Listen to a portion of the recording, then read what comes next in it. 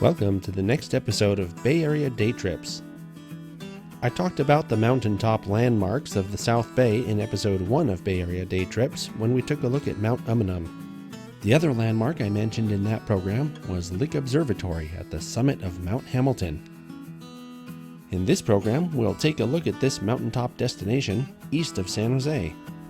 You can see this landmark from almost anywhere in the South Bay, and just about everyone knows what it is because James Lick, the man for whom it is named, paid for its construction and was a very important part of local history. Ironically, James Lick wasn't even a Bay Area native.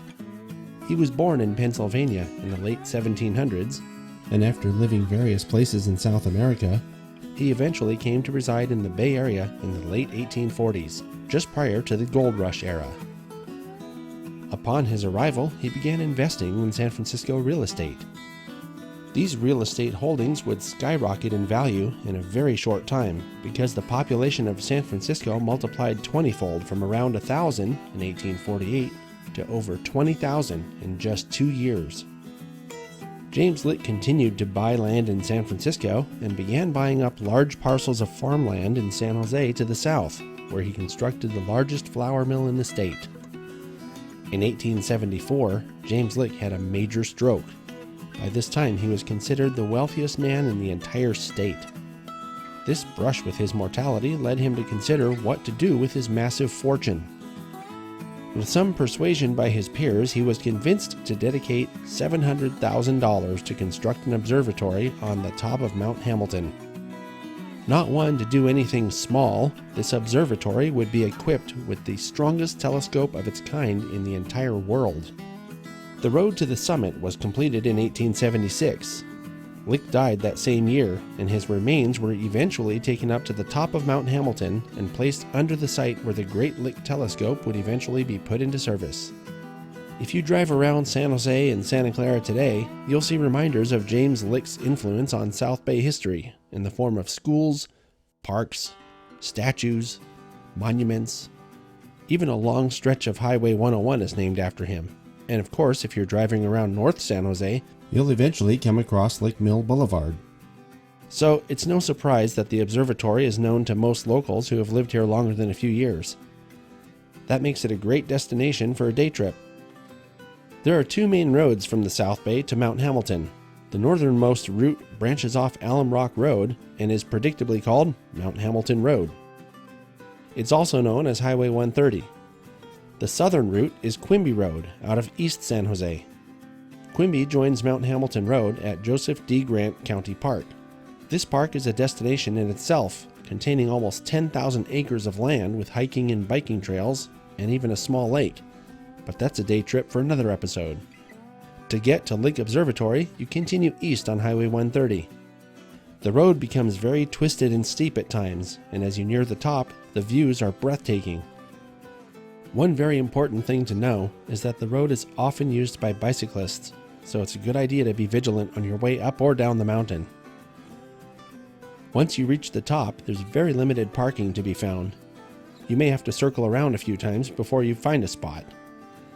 At over 4,200 feet in elevation, the air up here is crisp and it's often windy and cold. Mount Hamilton frequently gets snow in the winter months, averaging about 10 inches annually. So it's a good idea to dress in layers, even for a brief visit. Once here, it's not hard to understand why this was the site chosen for an observatory. The views are spectacular in just about any direction you look. The observatory facility is not simply one building. There are several buildings perched in various spots on the mountaintop, including some housing for resident astronomers, a National Weather Service weather station, and there's even a closed school here. Mount Hamilton Elementary School was closed in 2006. I discovered that Mount Hamilton was named Mount Isabel prior to being named Mount Hamilton. I suspect that if we were aware of the history of this area prior to 1700, there's probably another name that predates Isabel, from the original indigenous residents who had their own thriving communities all around the Bay Area. If you plan ahead, you can take a guided tour of the facilities. There's also opportunity for a self-guided tour. The observatory is operated by University of California Observatories. You can find information about hours of operation on their website, ucolick.org. The trip from San Jose to the observatory takes about an hour, and you could easily spend 2 hours exploring the observatory and immediate surrounding area. This isn't really a hiking place, so the only thing you really need to worry about taking with you is sufficient clothing and perhaps some snacks. It's best to go when the observatory is open, that way you have access to the restrooms and water. There's a gift shop, and it's also ADA accessible. The observatory is open to the public year-round, Thursday through Sunday from 12 to 5 p.m. Admission is free, and tours inside the dome of the 36-inch Great Refractor are given every half hour.